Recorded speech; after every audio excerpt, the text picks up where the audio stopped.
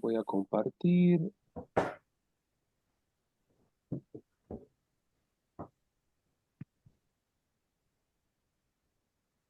Ahí se tiene que estar viendo toda la pantalla, ¿está bien?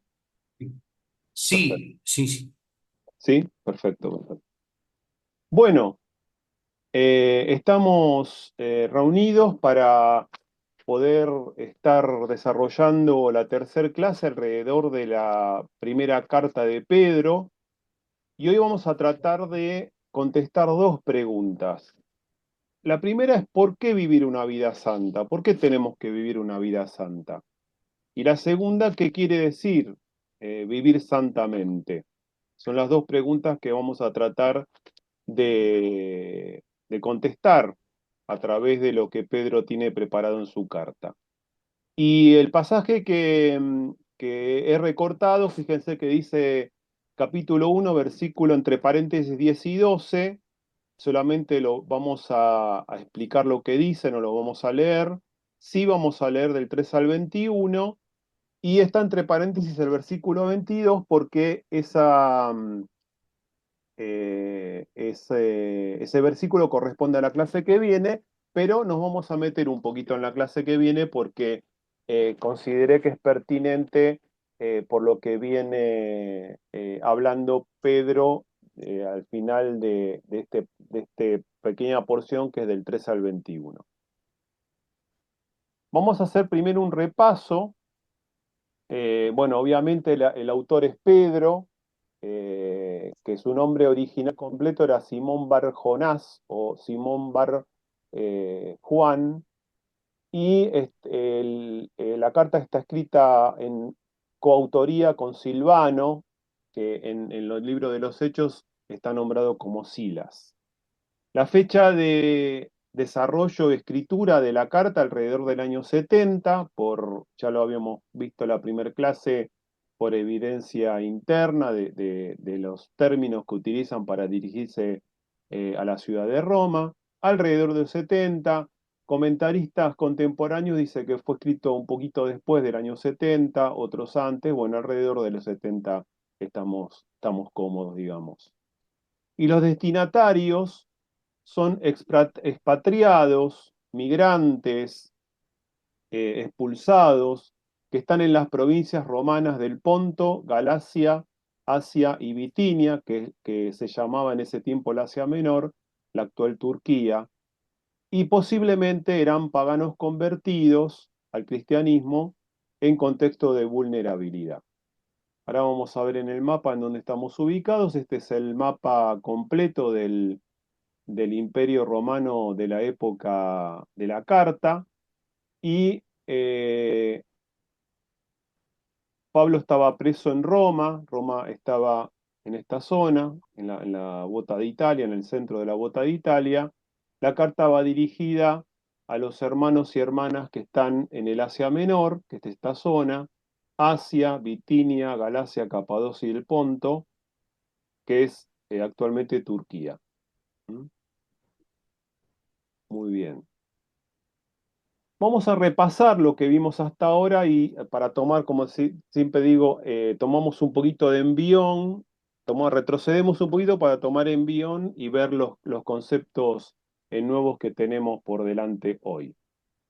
Bueno, habíamos visto la clase pasada que Dios nos hizo renacer, dice Pedro, le está hablando, siempre piensan que le está hablando a gente expatriada, en situación de vulnerabilidad, perseguida, en un contexto muy hostil, y le dice, Dios nos hizo renacer para una esperanza viva, versículo 3. ¿Eh? Y en ese versículo 3 dice que este renacimiento nos da una nueva vida espiritual aún en medio de las dificultades. Es decir, que aún en medio de las dificultades tenemos esta nueva vida espiritual que es tributaria de este renacimiento que nos hemos hecho, hemos experimentado a través de la obra de Cristo en nuestra vida. En el versículo 4 y 5 también no solamente tenemos esperanza viva, sino tenemos una herencia que no se puede destruir, que no se puede contaminar ni marchitar, y la tiene reservada. Esta herencia, si bien la podemos estar disfrutando hoy como salvación, como liberación del pecado, pero se va a completar en un futuro. Y esta herencia es una promesa que no se puede destruir y que no se puede contaminar ni marchitar. Por lo tanto, nos dice Pedro en el versículo 6 y 7, esta esperanza viva que viene del renacimiento, de esta nueva vida espiritual, esta herencia, nos sostiene a los cristianos en su camino, en su peregrinar. Utiliza la figura del peregrino, de este peregrinar en este mundo, hacia esta herencia que es la fuente de consuelo y ánimo que refuerza nuestra fe y nos hace perseverantes. ¿eh? Bueno, a grandes rasgos, esta es la clase pasada, primer clase, segunda clase, y teniendo esto como referente, esperanza viva, fuimos renacidos para una esperanza viva, tenemos una herencia que la podemos disfrutar ahora, pero se completará en un futuro. Y esta esperanza, esta expectación de salvación completa, nos tiene que dar ánimo, consuelo en las dificultades, reforzando diariamente la fe y dándonos una vida de perseverancia en esta fe. Vamos pues a tener una lectura rápida del pasaje que nos está convocando hoy. Estamos en el 1 Pedro capítulo 1, el versículo 7 dice, así que preparen su mente para actuar y ejerciten el control propio. Pongan toda su esperanza en la salvación inmerecida que recibirán cuando Jesucristo sea revelado al mundo. Por lo tanto, vivan como hijos obedientes de Dios. No vuelvan atrás a su vieja manera de vivir con el fin de satisfacer sus propios deseos. Antes lo hacían por ignorancia, pero ahora sean santos en todo lo que hagan, tal como Dios, quien los eligió, es santo. Pues la Escritura, y ahí va a citar versículos del Levítico, la Escritura dice, sean santos porque yo soy santo. Versículo 17. Recuerden que el Padre Celestial, a quien ustedes oran, no tiene favoritos. Él los juzgará o los recompensará según lo que hagan. Así que tienen que vivir con un reverente temor de Él durante su estadía aquí como residentes temporales o peregrinos. Pues ustedes saben que Dios pagó un rescate para salvarlos de la vida vacía que heredaron de sus antepasados. No fue pagado con oro ni plata, los cuales pierden su valor, sino que fue con la sangre, la preciosa sangre de Cristo, el Cordero de Dios, que no tiene pecado ni mancha. Dios lo eligió como el rescate por ustedes mucho antes de que comenzara el mundo, pero ahora, en estos últimos días, Él ha sido revelado por el bien de ustedes. Por medio de Cristo, versículo 21, han llegado a confiar en Dios y han puesto su fe y su esperanza en Dios, porque Él levantó a Cristo de los muertos y le dio una gloria inmensa. Como siempre decimos, a medida que avancemos, si alguien quiere hacer un comentario o pregunta, se desmutea con libertad y me interrumpe.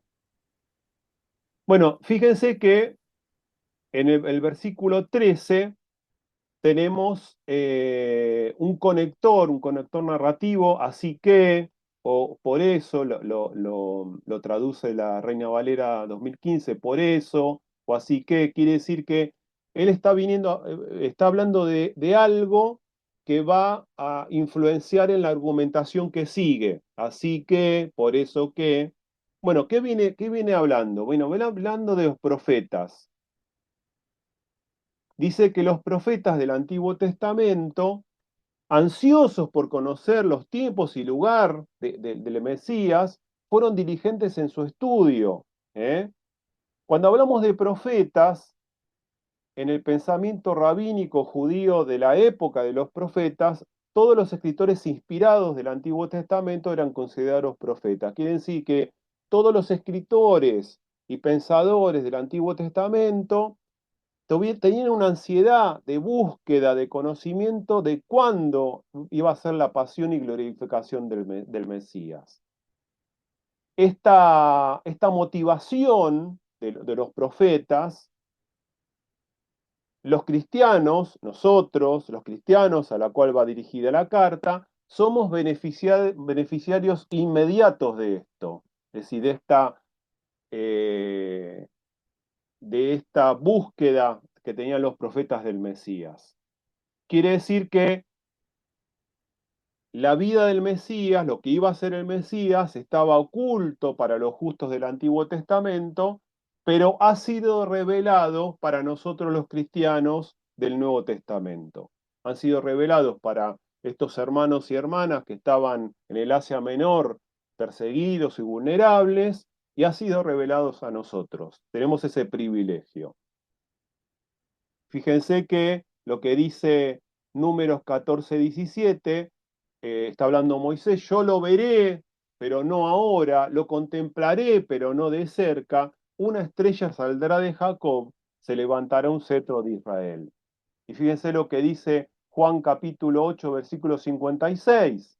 Abraham, el padre de ustedes, se regocijó al pensar que vería mi día, está hablando Jesús, y lo vio y se alegró. Y en Hebreos 11, versículo 13, todos ellos, está hablando de los profetas, ¿se acuerdan de ese capítulo? Es todos los héroes de la fe, la lista de héroes de la fe.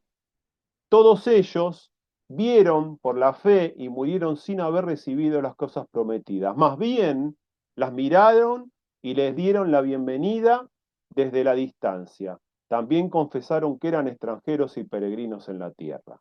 Bueno, teniendo esta, esta introducción, ahí viene sí, así que y por eso del versículo 13. Y ahí Pedro va a empezar una larga argumentación que va a terminar en el versículo 21, que va a estar desarrollando lo que es el progreso de la vida cristiana. Es decir, ¿qué tengo que hacer con esta vida que Dios me ha dado? Esta salvación tan grande que tengo a través de Jesucristo. Y va a decir lo siguiente, fíjense, dice, les voy a releer el versículo 13 con la versión Reina Valera 60. Dice, por tanto, ceñid los lomos de vuestro entendimiento, sed sobrios y esperad por completo, perdón, en la gracia que se os traerá cuando Jesucristo sea manifestado. Sabiendo entonces, así que sabiendo que los profetas investigaron, inquirieron, trataron de saber lo que pasaría con el Mesías, pero lo que fue oculto para los profetas del Antiguo Testamento, a nosotros se nos revela, lo podemos saber, por lo tanto, tienen que apretarse el cinturón de sus vestidos con, decir, los lomos de vuestro entendimiento.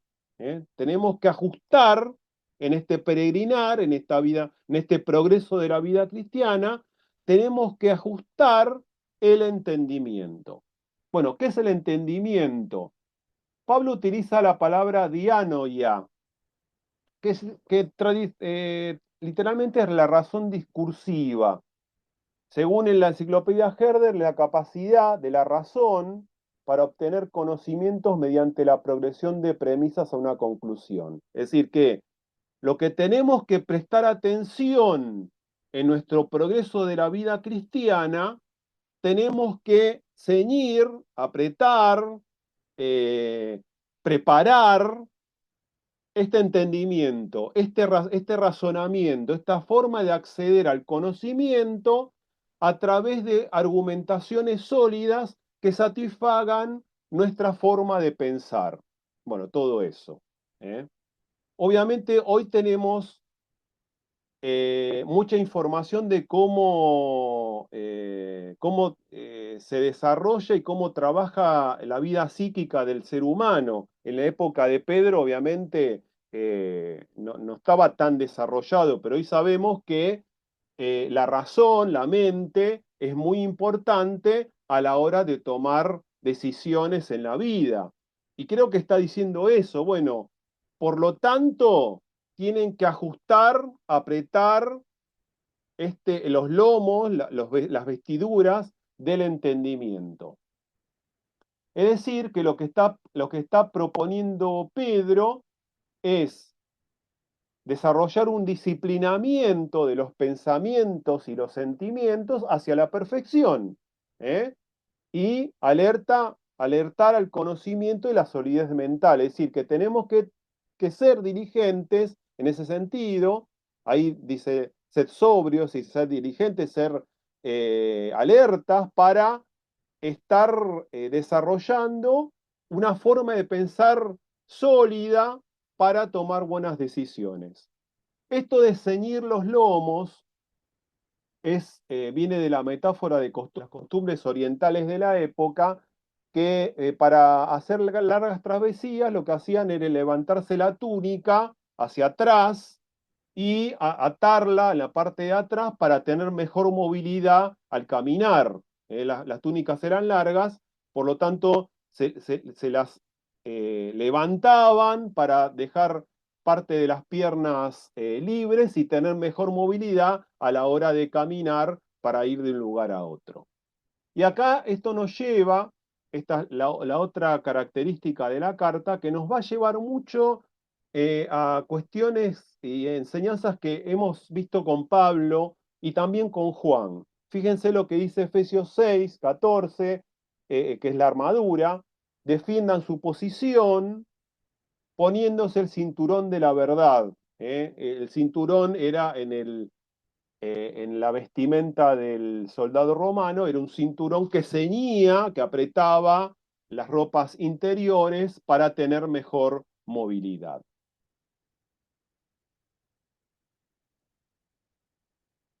Bien, por lo tanto, Pedro nos está invitando o nos está indicando que la santidad es una tarea que nosotros somos responsables. Y aclaro, si bien nosotros somos santos ante Dios por la obra misericordiosa y perfecta de Jesucristo en la cruz, repito, somos santos ante Dios por la obra de Cristo, no por nosotros. Hay otro aspecto de la santidad que nosotros somos responsables en desarrollar. Y esto es lo que Pedro está proponiendo. Fíjense que lo que está proponiendo es que seamos santos y esta santidad es la manifestación de la cualidad de la santidad en la conducta personal. Es decir, que la santidad se tiene que mostrar, se tiene que ver. Y esta es responsabilidad nuestra. Nosotros tenemos que tomar las decisiones correctas para que una vida en santidad sea mostrable a través de conductas.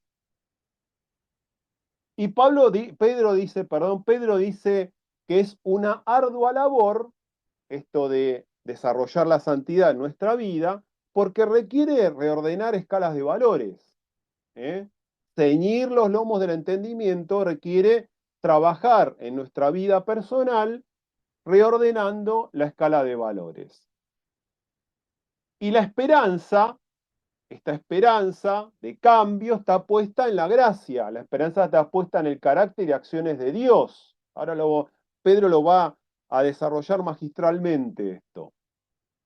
Y seguidamente, la gracia, es decir, este regalo que recibimos inmerecido, ha sido revelado por Jesucristo. Es decir, esta gracia que a nosotros se nos revela, que estuvo oculta, según el versículo 10, a los profetas del Antiguo Testamento que diligentemente la buscaban, pero a nosotros se nos revela. Y esta misma gracia que utiliza Pedro, la palabra gracia, como favores divinos, es decir, a la entrada definitiva a la herencia celestial que vimos como introducción de nuestra clase.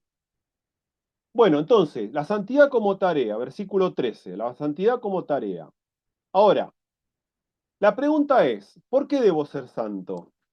Y Pedro va a desarrollar 4 respuestas que una va a tener relación con la otra. Es decir, que Pedro nos va a dar un ejemplo magistral de cómo ceñir el entendimiento, cómo generar razones profundas, razones concatenadas, razones desarrolladas, que van a sostener, van a fundar y van a contestar la pregunta, ¿por qué debo ser santo? Y en el versículo 14 está la primera respuesta de Pedro. ¿Eh? Es decir, ahí Pedro nos va a decir, bueno, ¿cuáles son los motivos por los cuales yo tengo que ser santo? ¿Por qué tengo que ser santa? Bueno, dice el versículo 14, porque somos hijos. Primera razón, somos hijos obedientes de Dios. Si somos hijos obedientes de Dios, tenemos que ser santo porque nuestro Padre es santo. Levítico 11:44, que lo cita Pedro, sean santos porque yo soy santo. ¿Eh? Entonces, los hijos fieles a Dios, van a dar la espalda a la forma de vivir del paganismo, dice el versículo 14. En la antigüedad, dice Hechos 17:30, ahí empezamos a hacer las líneas que conectan con otros libros. En la antigüedad, Dios pasó por alto la ignorancia de la gente acerca de estas cosas, pero ahora Él manda que todo el mundo, en todas partes, se arrepientan de sus pecados y vuelvan a Él. Y en Efesios 4:18 dice, hablando también de los paganos, de los paganos que adoran a ídolos, tienen la mente llena de oscuridad, vagan lejos de la vida que Dios les ofrece, porque cerraron su mente y endurecieron el corazón hacia Él. Entonces, ¿por qué debo ser santo? Porque somos hijos. Y porque somos hijos obedientes a Dios y somos hijos obedientes a un Dios santo, nosotros también tenemos que ser santos. Y ser santo, en principio, nos dice Pedro, empezar a dar la espalda a las formas de vivir que teníamos en el pasado y reemplazarlas por nuevas formas de vivir. En este caso puntual, la carta va dirigida a paganos convertidos. Pedro dice, tienen que abandonar la antigua forma de vivir para comenzar una nueva forma de vivir acorde a lo que Dios pide. Bueno, entonces la primera respuesta, porque debo ser santo, porque somos hijos obedientes a Dios, a un Dios santo, por lo cual sus hijos tienen que ser santos. ¿Por qué debo ser santo? Segunda respuesta, está en el versículo 14. ¿Eh? Porque es un ideal de vida, dice Pedro. Es decir, la imitación de la vida de Jesús es la manifestación humana más perfecta de la santidad de Dios. ¿Dónde vamos a estar encontrando el ejemplo más cabal y más perfecto de lo que es ser santo, imitando la vida de Jesús? Jesús nos mostró en su derrotero en este mundo de qué manera un cristiano debe moverse, debe actuar, debe pensar. Entonces, no solamente porque somos hijos obedientes, sino que porque tenemos un ideal de vida que es que Dios nos ofrece, que es la vida de Jesús. Imitar la vida de Jesús es la manifestación humana más perfecta de la santidad. Fíjense lo que dice Mateo capítulo 5 del 46 al 48. Si solo amas a quienes te aman, ¿qué recompensa hay con esto o por esto? Hasta los corruptos cobradores de impuestos hacen lo mismo. Y si eres amable solo con tus amigos, ¿en qué te diferencias de cualquier otro? Hasta los paganos hacen lo mismo. Pero tú debes ser perfecto, así como tu Padre en el cielo es perfecto. Y en el versículo 14 dice que la santidad implica la separación de las pasiones, desechar las pasiones. ¿Están mal las pasiones? No. Las pasiones Dios nos dotó de pasiones, pero no podemos basar nuestra fe y nuestra santidad en las pasiones? Por una razón muy sencilla. Primero, porque el paganismo basa sus desarrollos espirituales en las pasiones.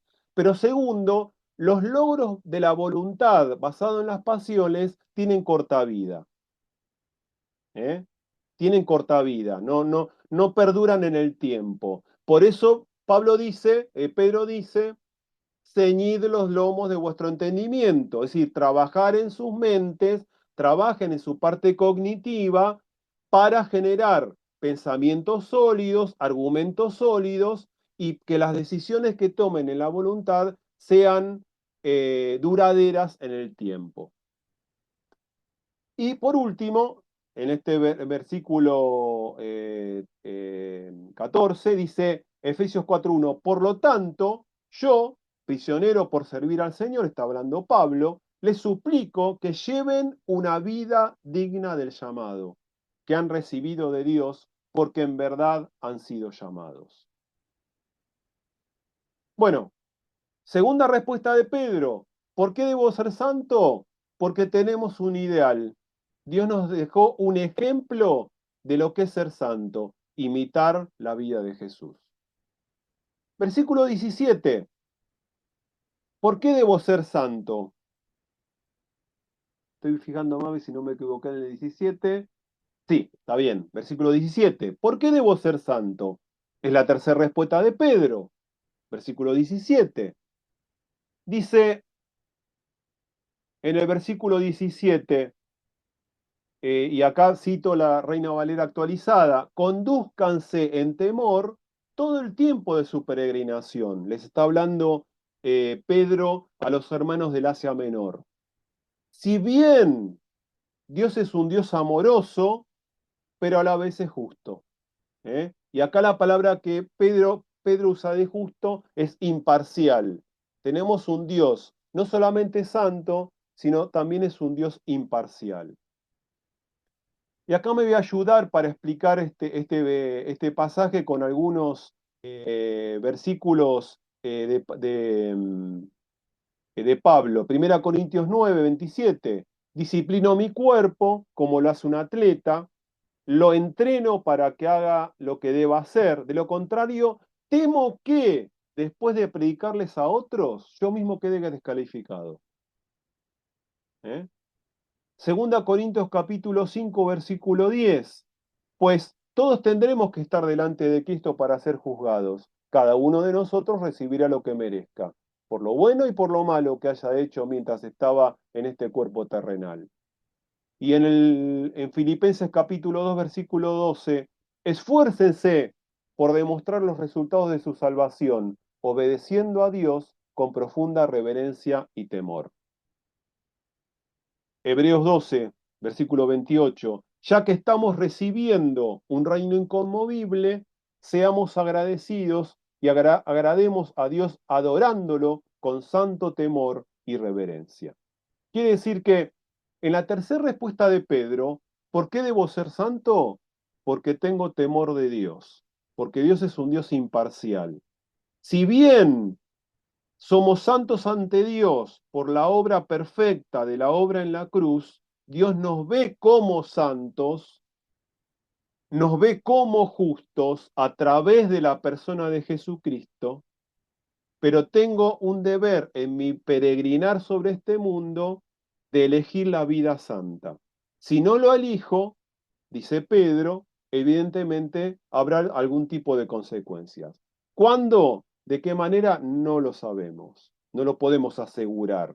Tenemos indicios en el Nuevo Testamento, pero ¿de qué manera va a ser? Bueno, de alguna manera habla de juicio, habla de pesar las obras. Bueno, evidentemente Pedro nos alerta.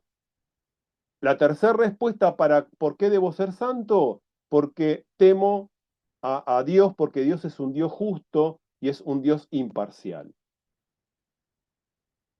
Y ahí vamos a la cuarta respuesta de Pedro, versículos 18 y 19. ¿Por qué debo ser santo? ¿Por qué debo ser santa? ¿Sí?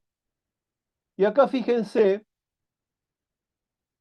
les voy a compartir la versión, la Reina Valera actualizada 2015. Dice, tengan presente que han sido rescatados de su vana manera de vivir. Ese paréntesis en puntitos, hay un texto que lo saqué por razones de lugar, con la sangre preciosa de Cristo como de un cordero. Entonces, tengan presente que han sido rescatados de su vana manera de vivir con la sangre preciosa de Cristo como de un cordero. Versículo 18, versículo 19. La palabra de rescatar nosotros la conocemos como redimidos. Fuimos redimidos. ¿Eh? Fuimos comprados. La sangre de Cristo cubrió y pagó el precio de nuestro pecado, cubriéndolo y quitándolo del medio. Dios a través de su Hijo pagó el precio de nuestro rescate. Fuimos rescatados. Si fuimos rescatados, no podemos volver a vivir nuestra vida de esclavitud. Tenemos que tomar la decisión de vivir una vida de libertad. ¿Por qué? Porque Dios nos rescató, nos redimió de la vida pasada. A veces nos quedamos solamente en la obra de Cristo. Él cubrió nuestros pecados y los quitó del medio, pero nos dio libertad también. Fuimos liberados de la esclavitud de ese pecado y hoy puedo decidir no hacer lo que hacía antes.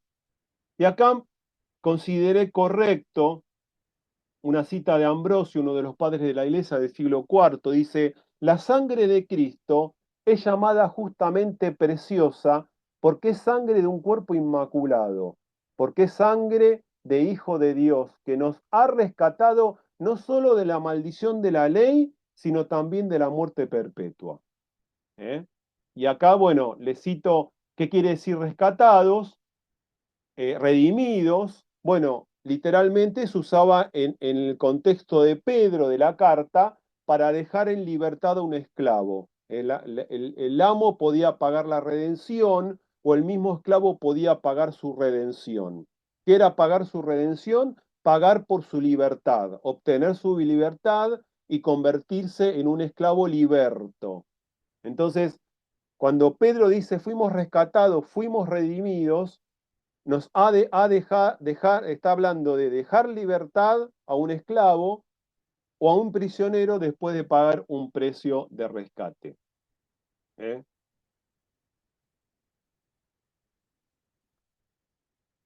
Y les iba a...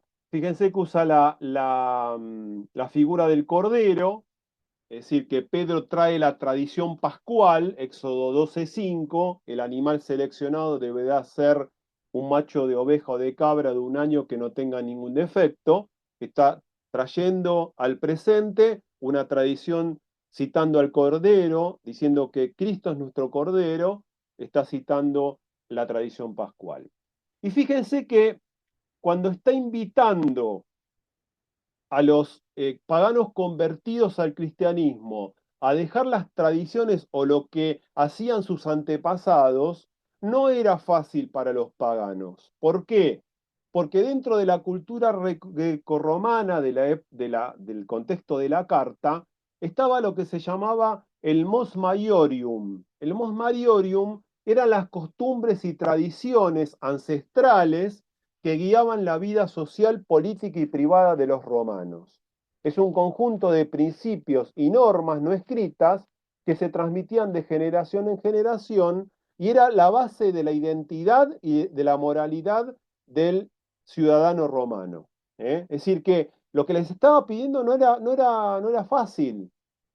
A veces romper con el pasado no es fácil, pero Dios nos dio todos los recursos necesarios como para hacerlo. Y fíjense que a estos paganos convertidos al cristianismo les está diciendo, bueno, tienen que romper con estas tradiciones que eran importantísimas para la formación de ellos como sujetos, no solamente individual, sino comunitario. Bueno, Dios nos ha dado la libertad de poder desligarnos de esa tradición que nos era adversa. ¿Por qué? Porque fuimos rescatados.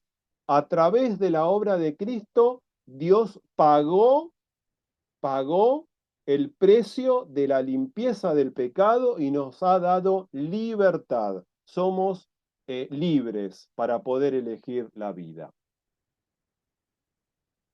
Bien, cuarta respuesta de Pedro. Vamos a verla en el versículo 20. Sigue Pedro hablando de la redención. Y fíjense la temporalidad de la redención. Este rescate, este pago por el rescate por nuestro pecado, que ha quitado de en medio, esta es otra cosa que también la hemos visto en clases pasadas, los corderos en el Antiguo Testamento tapaban el pecado. La obra de Cristo lo saca de en medio el pecado. Hay una diferencia muy sustancial en la obra perfecta de Cristo. Los machos cabríos y los corderos que eran sacrificados para condenar y redimir los pecados, cubrían el pecado. Cristo los quita del medio. Por eso Dios nos ve a cada uno de nosotros como justos y como santos. Esta redención fue decretada desde antes de la fundación del mundo. Es decir, que ya en el corazón amoroso de Dios estaba preparada esta redención para cada uno de nosotros. Esta vida de libertad, esta vida de libertad. ¿eh? Y esta vida de libertad se ha cumplido, según Pedro, en el cumplimiento, o se va a cumplir definitivamente en el fin de los tiempos mesiánicos que todavía estamos transitando. Fíjense, Gálatas 4:4 dice, la versión Reina Valera actualizada de 2015, pero cuando vino la plenitud del tiempo, Dios envió a su Hijo, nacido de mujer y nacido bajo la ley. ¿eh? Fíjense, pero es importante tener presente esto. ¿Por qué debo ser cristiano? ¿Por qué debo ser santo? Porque he sido redimido.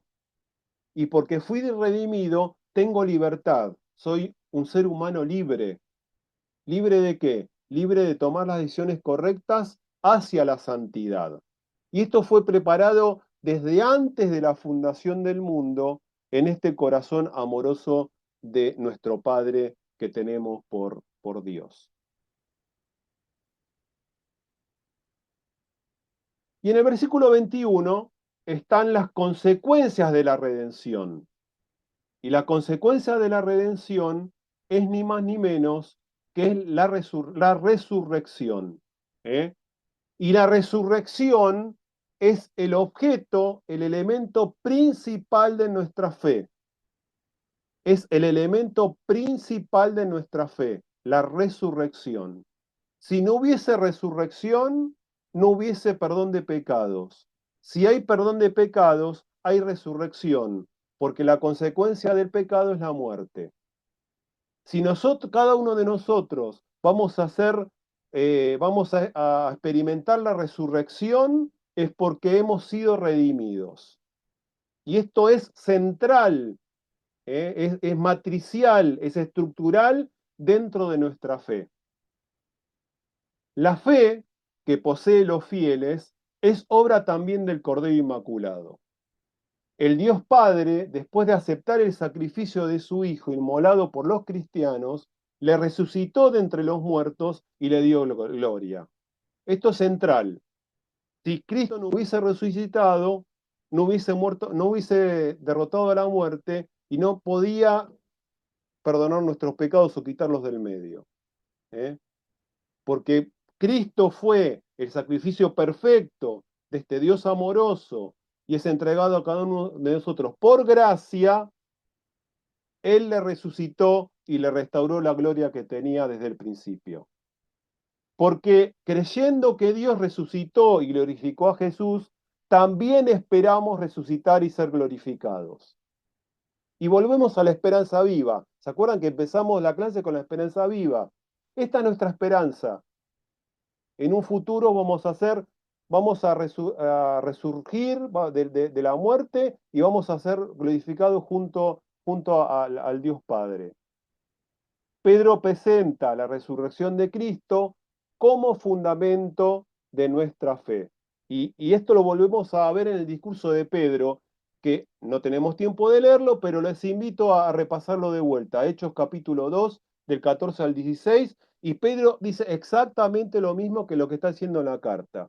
La resurrección de Cristo es el fundamento de nuestra fe. Si no hubiese habido resurrección, nuestra fe es vana. Es como la fe que tienen los paganos. Bien, entonces, ¿por qué tenemos que ser santos? Después al final lo vamos vamos a recuperar lo que hemos aprendido. ¿Por qué debo ser santos? Bueno, Pedro desarrolla 4 respuestas. Después las vamos a... Pero bueno, si somos santos, entonces, dice Pedro, si somos santos, si hemos tomado la decisión en libertad de ser santos, de tener una conducta en santidad, ahí viene el versículo 22 que lo vamos a desarrollar mucho, con mayor profundidad la clase que viene. Al obedecer la verdad, dice Pedro, ustedes quedaron limpios de sus pecados. Por eso ahora tienen que amarse los unos a los otros como hermanos, con amor sincero.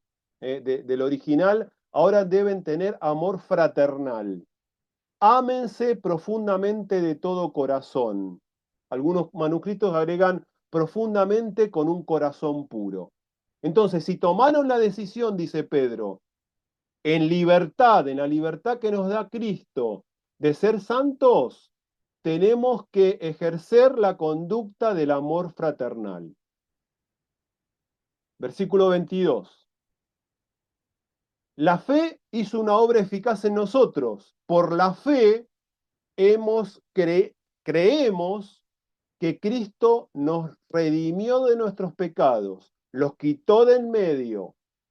Somos justos ante Dios, somos santos ante Dios, pero hemos tomado la decisión por fe de obedecer a la verdad. Por lo cual, en esta libertad que Dios nos da de elegir la verdad, nuestras almas han sido purificadas de todo motivo egoísta. De todo motivo egoísta. De la noche a la mañana, por supuesto que no. Somos peregrinos, estamos en proceso. ¿Se acuerdan que al principio dijimos el proceso de la vida cristiana es un proceso? ¿Eh? Y al desechar los motivos egoístas, vamos a dar origen a un sincero amor entre hermanos y hermanas. ¿Eh? Que es en definitiva el fin último de la santidad de la vida cristiana. Y ya para terminar, les hice este cuadrito. Fíjense que la santidad del cristiano alimenta el amor fraterno, pero cuando ejerzo el amor fraterno alimenta mi santidad. Es un ida y vuelta. ¿Eh? Si decido ser santo, ejerzo el amor fraterno entre los hermanos y hermanas. Amo a mis hermanos, amo a mis hermanas, pero porque amo a mis hermanas, reafirmo y realimento mi santidad. Estamos en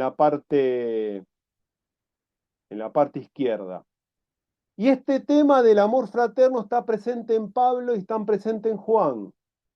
En esta hay una coincidencia en todo el Nuevo Testamento. Fíjense lo que dice 1 Corintios 13, conocidísimo.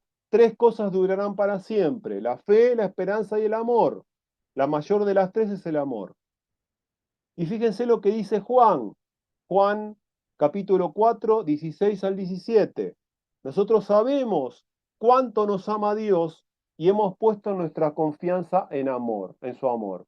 Dios es amor y todos los que viven en amor viven en Dios y Dios vive en ellos, y al vivir en Dios, nuestro amor crece hasta hacerse perfecto. Por lo tanto, no tendremos temor en el día del juicio, sino que podremos estar ante Dios con confianza porque vivimos como vivió Jesús en este mundo. Primera Juan 4. Pero la santidad no solamente es personal, hay una santidad comunitaria o eclesial o dentro de la iglesia. ¿Eh? Si bien hay una perfección en amor, no solo en la vida personal, estamos del lado izquierdo de la diapositiva. La santidad personal alimenta la santidad comunitaria o de la iglesia, ¿eh? A través del amor fraterno.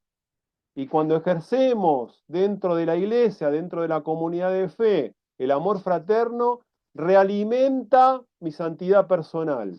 Otra vez, ¿eh? Ceñido los lomos del entendimiento, santidad, conceptos claros. Tomo la decisión conductual de amar, de tener amor fraterno. Y si tengo ese amor fraterno, va a reafirmar lo que pienso. Y en Pablo y en Juan también está presente esto, fíjense. Gálatas capítulo 3, 27, 28. Todos los que fueron unidos a Cristo en el bautismo se han puesto a Cristo como si se pusieran ropa nueva. En el griego se han puesto a Cristo. Si ponerse a Cristo, me encanta eso, ¿eh? Ponerse a Cristo como una ropa. Ya no hay judío ni gentil, esclavo ni libre, hombre ni mujer, porque todos ustedes son uno en Cristo. Quiere decir que mi santidad personal influye en la santidad comunitaria. Todos ustedes son uno en Cristo. Ya no hay ni judío ni gentil, ni esclavo ni libre, ni hombre ni mujer. Todos somos uno. Y fíjense lo que dice Juan, 1 Juan capítulo 2, del 9 al 11. Si alguien afirma, vivo en la luz, pero odia a otro hermano, esa persona aún vive en la oscuridad. El que ama a otro hermano vive en la luz y no hace que otros tropiecen. Pero el que odia a otro creyente todavía vive y camina en la oscuridad. No sabe por dónde ir, pues la oscuridad lo ha cegado. ¿Eh? Me encanta esto también. El que ama a otro hermano vive en la luz y no hace que otros tropiecen, sino ese amor fraterno y ese andar en la luz hace que el otro crezca al lado mío. ¿Sí? Eh, tendríamos para hablar también en eso mucho tiempo. Bien, vamos al epílogo, a las conclusiones. Conclusiones o resumen, ¿sí? Ser santo, Pedro nos está proponiendo ser santos. Esta santidad que nos propone Pedro es la manifestación de la cualidad de la santidad en la conducta personal. ¿Eh? Tengo la libertad de elegir. Dios, a través de su Hijo, me ha redimido del pecado, me dio libertad. Y esa libertad me hace tener libertad de elegir. Bueno, si elijo ser santo, tiene que haber cambios en mi conducta. Por lo cual, Pedro dice, la santidad en la carta que Pedro propone es una tarea que debemos hacer cada uno de nosotros. Y ante la pregunta, ¿por qué debo ser santo? A ver si lo puedo. Ahí estamos. Primera respuesta, ¿por qué debo ser santo? Porque somos hijos e hijas de un Dios Padre Santo. Somos hijos e hijas de un Dios Santo, por lo cual cada uno de nosotros tenemos que ser santo. Segunda respuesta, ¿por qué tenemos que ser santo? Porque tenemos que imitar a Jesús, que es la manifestación perfecta de la santidad de Dios. ¿Por qué debo ser santo? Porque tengo temor a la justicia de Dios. Tengo temor a la imparcialidad de este Dios justo. Cuarta respuesta, ¿por qué debo ser santo? ¿Por qué debo ser santa? Porque fuimos redimidos, porque Dios a través de su Hijo pagó el precio de nuestro pecado. Fuimos liberados de la esclavitud del pecado. Fuimos redimidos ahora y esta redención se va a cumplir al final de los tiempos. ¿Cuándo? En la resurrección. Tema central de nuestra fe. ¿Eh? Se va a completar la redención cuando podamos experimentar la resurrección como la experimentó Jesucristo. La santidad, ya concluyendo, la santidad se muestra por medio de acciones amorosas y fraternas. Y es la distinción del cristiano. ¿Cómo detecto que alguien es cristiano? Por sus acciones amorosas y fraternas. Que Dios nos bendiga. Ahora voy a dejar de compartir, voy a dejar